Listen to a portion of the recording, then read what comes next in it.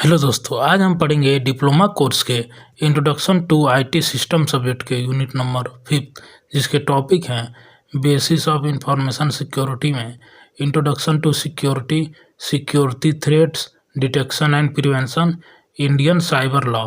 आप किसी भी यूनिवर्सिटी या कॉलेज से हैं, अगर आप डिप्लोमा कोर्स कर रहे हैं और आपका subject introduction to IT system है तो ये वीडियो आपके लिए भी इम्पोर्टेंट है।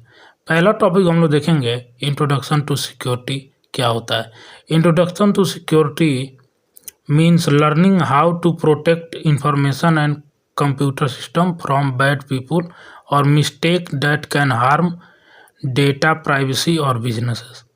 इंट्रोडक्शन टू सिक्योरिटी का मतलब ये होता है कि हम इसमें लर्न करते हैं कैसे हम अपने डेटा को प्रोटेक्ट करेंगे और इंफॉर्मेशन को और कंप्यूटर सिस्टम को फ्रॉम बैड पीपल। जो भी बैड पीपल में जैसा हैकर हो गए, चोर हो गए, उनसे हम अपने डेटा को और इन्फॉर्मेशन को कैसे प्रोटेक्ट करेंगे वही बताता है इंट्रोडक्शन टू सिक्योरिटी में। और जैसे ही कोई मिस्टेक कर देंगे तो हम लोग का डेटा हार्म हो जाएगा, प्राइवेसी ख़त्म हो जाएगा, बिजनेस भी ख़त्म हो जाएगा। इसीलिए हमको इंट्रोडक्शन टू सिक्योरिटी की जानकारी होनी चाहिए। फिर देखेंगे what is information security. Information security क्या होता है। Information security is the practice of keeping data safe. Information security एक प्रैक्टिस होता है जिससे हम डेटा को सेफ रख सकें। जैसे only the right people can see और यूज इट। केवल राइट पीपल उसको सी करेगा और यूज करेगा। The data is correct and not change by someone else. अगर जब डेटा करेक्ट होगा तो not change by someone else होगा। The system is working and available when you need it. System तभी वर्क करेगा और अवेलेबल होगा जब आपकी ज़रूरत होगी। इसके एग्जांपल देख सकते हैं हम लोग क्या क्या प्रोटेक्ट करते हैं सिक्योरिटी में। पर्सनल डेटा जैसे नाम हो गया, फ़ोन नंबर हो गया, आधार, बैंक डिटेल, ये सब हम लोग प्रोटेक्ट करते हैं।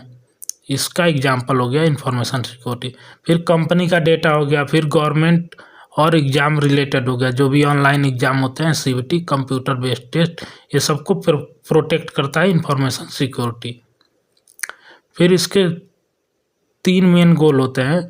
CIA जिसको बोलते हैं, इसका CIA का फुल फॉर्म होता है कॉन्फिडेंटली, इंटीग्रिटी, अवेलेबिलिटी। एक एक करके देखते हैं। कॉन्फिडेंटली में क्या होता है, मीन्स कीपिंग इंफॉर्मेशन सीक्रेट। जो भी आपका इंफॉर्मेशन हो उसको सीक्रेट रखना, उसी का काम होता है confidently. From those who should not see it. उससे सिक्योर रखना जो आपका डाटा नहीं सीखे। जैसे एग्जांपल में देखेंगे only you and your bank should know your account password. आपका बैंक और आप केवल अपने बैंक अकाउंट का पासवर्ड जानते हैं, दूसरा कोई ना जाने, जिससे आपका डेटा चोरी हो जाए और हैक हो जाए। इसका टूल्स यूज में क्या होता है, पासवर्ड हो गया, इंक्रिप्शन हो गया, एक्सेस कंट्रोल हो गया, जैसे लॉगिन आईडी हो गया और रोल हो गया। फिर देखेंगे अगला इंटीग्रिटी क्या होता है। इंटीग्रिटी का मतलब ये होता है keeping data accurate and unchange. जो भी डेटा उसको एक्यूरेट रखें और अनचेंज रखें बाय अनऑथराइज पीपल से। इसका एग्जांपल देखेंगे your exam marks should be not be change bye anyone else. आपके जो एग्ज़ाम में मार्क्स मिलते हैं, जो रिजल्ट में ऑनलाइन आप लोग रोल नंबर डाल के देखते हैं, वो कोई भी चेंज नहीं कर सकता, केवल आपके एग्जामिनर के अलावा जो आपके एग्ज़ाम का डाटा चढ़ाया हुआ है। इसमें टूल्स यूज होते हैं, डिजिटल सिग्नेचर हो गया, चेकसम हो गया, लॉग्स हो गया, वर्जन कंट्रोल। फिर अगला देखेंगे अवेलेबिलिटी क्या होता है। अवेलेबिलिटी का मतलब ये होता है the system and data are available when authorize user need them. System और डेटा कब अवेलेबल होगा, जब ऑथराइज यूजर उसको एक्सेस करेगा, जब उसको ज़रूरत होगी। जैसे एग्जांपल में देखेंगे द कॉलेज वेबसाइट और online exam portal should be working during exam time.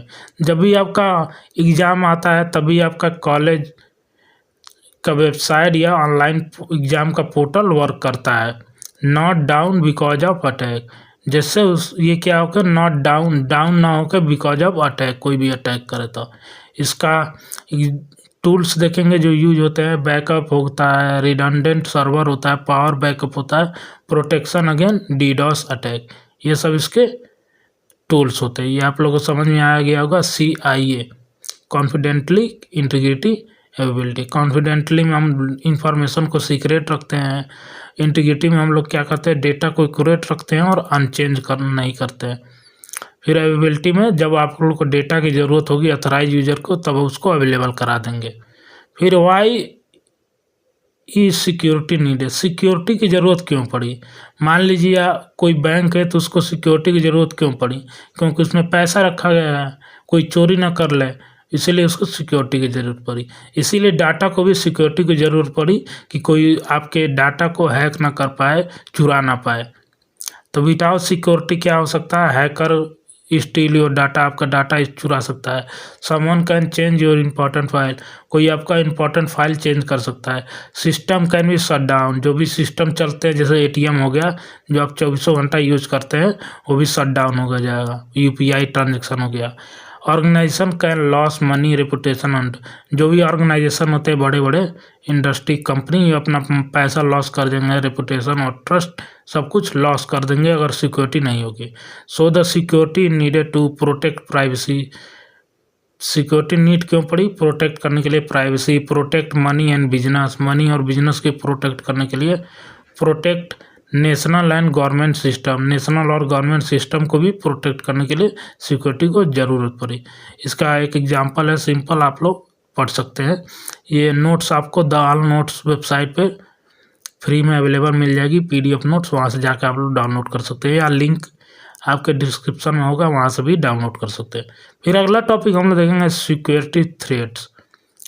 Security threats क्या होता है, Security threats are any danger that can harm information system और नेटवर्क। सिक्योरिटी थ्रेट्स क्या होता है, कोई डेंजर चीज़ होता है जो आपके इंफॉर्मेशन सिस्टम और नेटवर्क को हार्म कर सकता है।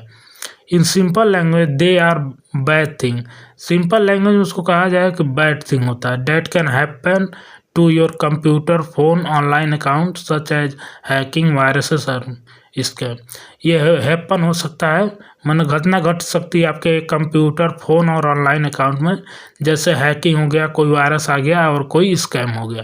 यही होता है सिक्योरिटी थ्रेट, मतलब कोई डेंजर होने वाला है जो आपके डाटा या इंफॉर्मेशन को हार्म करेगा। What is security threats, security threat क्या होते हैं, अब ऊपर देखे थे। Security threat is any potential danger, danger date can be steel your data, जो डेंजर होता है तो स्टील आपका डेटा चोरी हो जाएगा, डैमेज और डिलीट योर फाइल हो जाएगा, stop your system from working, आपके सिस्टम को वर्क करना बंद कर देगा। कुछ कॉमन टाइप के सिक्योरिटी थ्रेट्स होते हैं, देख सकते हैं। मालवेयर, मालवेयर क्या होते हैं, वायरस होते हैं, वर्म होते हैं, ट्रोजन और रेजनवेयर। जैसे मान लीजिए कोई आप लोग सॉफ्टवेयर डाउनलोड किए, जैसे मोबाइल में डाउनलोड करते हैं तो प्ले स्टोर से, तो स्कैन करके डाउनलोड करता है, आप लोग डायरेक्ट गूगल से डाउनलोड कर दिया, उसी के अंदर आपका हैकर अटैक कर देगा, तो मालवेयर डाल देगा वायरस, जिससे आपका सिस्टम हैक हो सकता है। फिर फिशिंग देखेंगे, ऑनलाइन स्कैम, जैसे फेक ईमेल बना देते हैं, मैसेज, जैसे व्हाट्सएप पे आपको फेक मैसेज आ जाता है कि आप इतने करोड़ रुपए जीत गए, आप लोग ये लिंक पे क्लिक करके विड्रॉ कर सकते हैं, तो ये फिशिंग में आता है, फेक ईमेल, फेक मैसेज बना। फिर हैकिंग और अनऑथराइज एक्सेस, मान लीजिए आप कोई पासवर्ड जैसे 1 2 3 4 रखे हैं, या पासवर्ड रख दिए हैं सीधा सीधा ABCD रख दिए हैं, तो इसको हैक करना आसानी हो जाता है और हैकर इसको जल्दी से हैक कर लेता है। ऐसे ही देखते होंगे जब भी आप गूगल पे पासवर्ड बनाते होंगे तो वहाँ पे कहता होगा स्ट्रॉन्ग पासवर्ड बनाने के लिए और कुछ कैरेक्टर ऐड करने के लिए, जैसे कैपिटल लेटर, स्मॉल लेटर, कुछ सिंबल, जिससे आपका पासवर्ड क्या थोड़ा स्ट्रांग हो जाए, जल्दी हैक ना होगा। फिर डेनियल और ऑफ सर्विस, डीडोस और डीडीओस अटैक, ये क्या होता है, मान लीजिए एक वेबसाइट हो गया, आपका जब रिजल्ट आता है तो आप वेबसाइट पे विजिट करते हैं, तो बहुत सारे लोग एक ही साथ वेबसाइट पे विजिट करते हैं, तो उससे क्या होता है, आपका वेबसाइट डाउन हो जाता है, कहते हैं लोग सर्वर डाउन हो गया, तो वही होता है डीडोस अटैक। एक ही साथ मान लीजिए 15,000 20,000 एक ही साथ एक ही वेबसाइट पे लोग वर्क करेंगे तो वो काम करना बंद हो जाएगा, उसे कहते हैं हम लोग डीडोस अटैक करा देना। फिर स्पाईवेयर और की लॉगर, ये पेन ड्राइव के जैसा एक होता है जो आपके कंप्यूटर या लैपटॉप में लगा के आपका सारा डेटा चोरी हो सकता है। फिर सोशल इंजीनियरिंग हो जाएगा। इनसाइडर थ्रेड, इनसाइडर थ्रेड मतलब कोई आपके एम्प्लॉय स्टूडेंट कोई स्टाफ होगा वही आपके सिस्टम में कुछ डाल देगा जिससे आपका डेटा हैक हो सकता है। फिर week password and poor security है भी, जैसे आप लोग ऊपर देखते हैं वीक पासवर्ड होगा तो आपका हैक होना और ज़्यादा आसान हो जाएगा। फिर why security threats are danger ये क्यों होते हैं सिक्योरिटी थ्रेट? आपके पर्सनल डेटा को लॉस करते हैं, मनी लॉस हो सकता है, रेपुटेशन लॉस हो सकता है। फिर देखेंगे अगला topic detection and prevention. Detection and prevention का मतलब क्या होता है? डिटेक्शन मीन्स फाइंडिंग, कोई भी डाटा का चोरी हो रहा है या कोई भी हैकिंग कर रहा है तो उसको फाइंड करना, डाटा में क्या गड़बड़ी है उसको फाइंड करना और सही करना। अब प्रिवेंशन क्या होता है? उसको रोकना, हैकर को रोकना और उसमें हैकर को फाइंड करना डिटेक्शन में। फिर जैसे यहाँ पे डिटेक्शन देखेंगे फाइंडिंग थ्रेट्स, थ्रेट को फाइंड करना। Detection is like having camera, alarm और or guard that watch your system 24/7। Detection क्या होता है? जैसे आपका कैमरा हो गया, अलार्म हो गया, गार्ड हो गया, वैसे ही डिटेक्शन होता है जो वॉच करता है आपको सिस्टम को 24/7। It goal to identify suspicious और मेलिशियस एक्टिविटी क्विकली।